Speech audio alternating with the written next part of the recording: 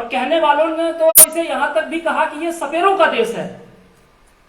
तो विश्व की 20 ऐसी कंट्रीज जो ग्लोब पर इस हिस्से से उस हिस्से तक छाई हुई है, ऐसे 20 देशों का आज अध्यक्ष है अपना भारत।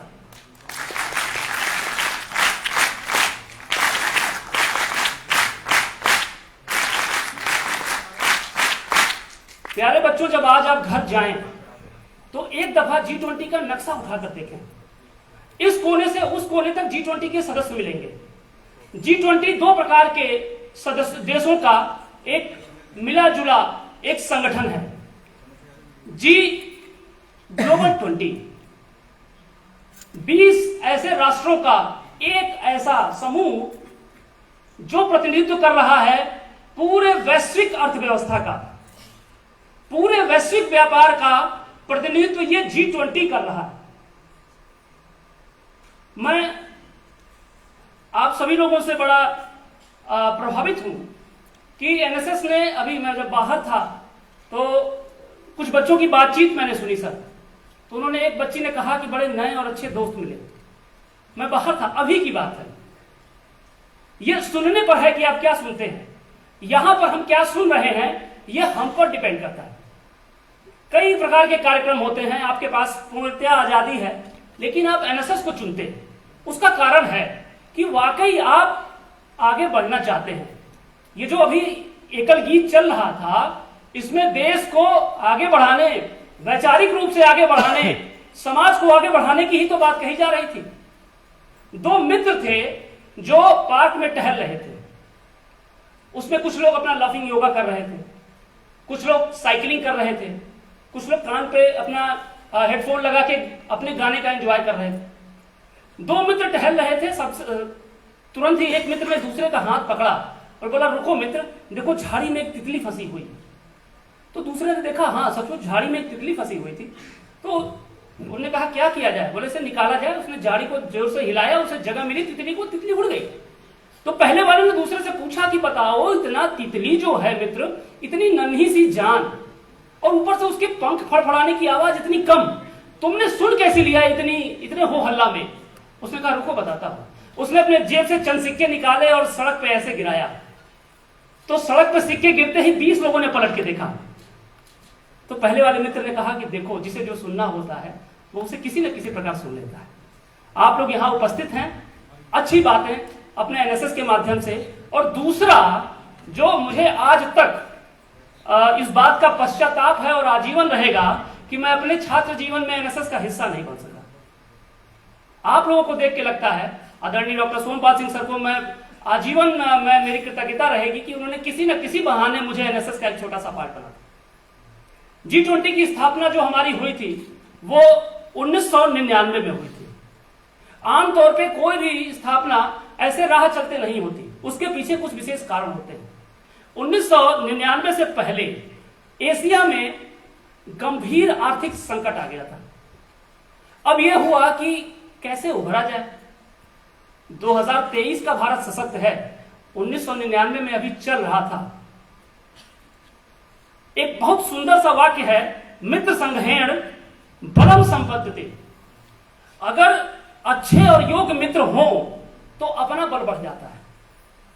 इसी आदर्श वाक्य पर कुछ लोगों ने मिलकर, कुछ राष्ट्रों ने मिलकर कहा कि हमारा भी एक छोटा सा, एक छोटी सी यूनिट होनी चाहिए जिसमें हमारे अच्छे लोग, अच्छे राष्ट्र, जो मित्र राष्ट्र हैं वो आए, आगे बढ़ें, एक छोटा सा एक ग्रुप बनाए कि जो वैश्विक व्यवस्था को जवाब दे सके।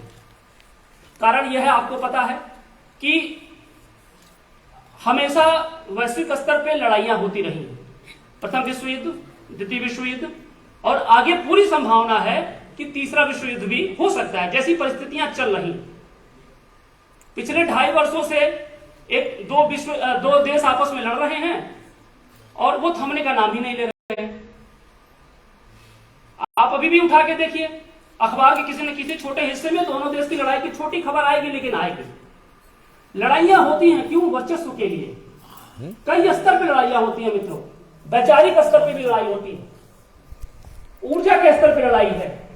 आप कहीं ना कहीं कोरोना को भी इस तरीके से मानते हैं कि ये भी एक तरह से आपका बायो वार का एक छोटा सा प्रयास था।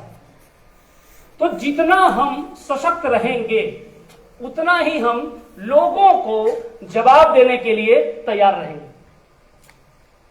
विश्व स्तर पे एक बहुत अच्छी बात कही जाती है, जैसे आमतौर पर हम लोग गांवों में कहते हैं, विश्व स्तर पे भी ये है, जिसकी लाठी उसकी भैंस।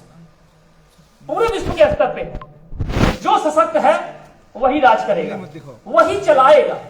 ऐसी सारी परिस्थितियों में हम जो एशिया के देश थे ये पिछड़ने लगे।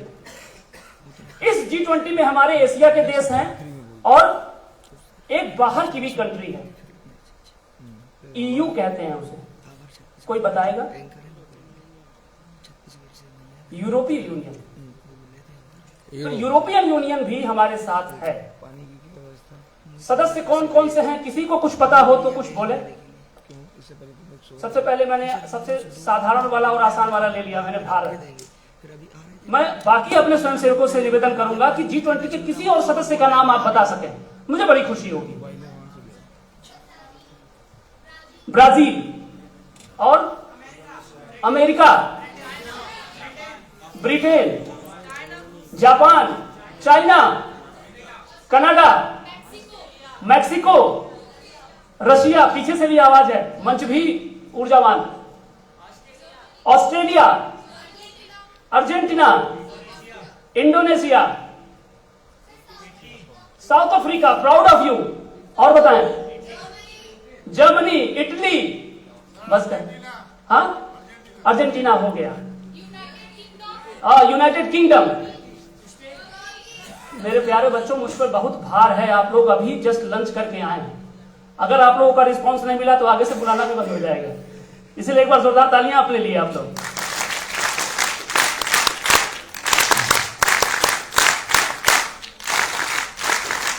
चलिए मैं नाम फिर से रिवाइज कर देता हूं।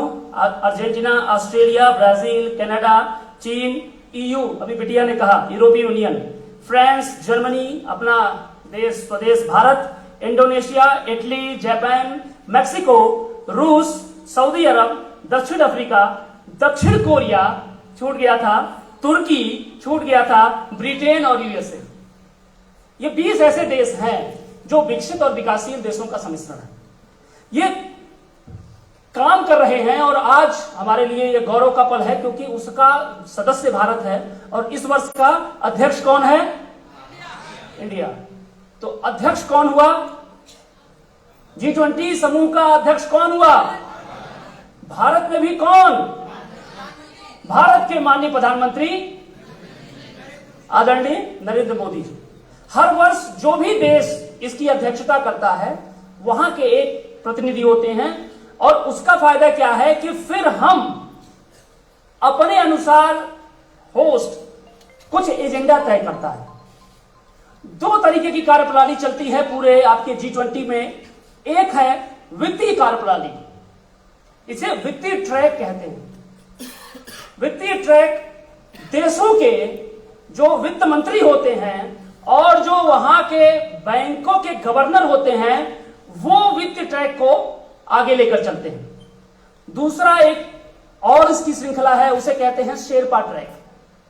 शेरपा ट्रैक में कुछ शेरपा बनाए गए हैं, वो शेरपा इन सारे कामों के एग्जीक्यूशन पे काम करते हैं। जैसे क्या एजेंडा होगा G20 का, यह तय किया जाता है।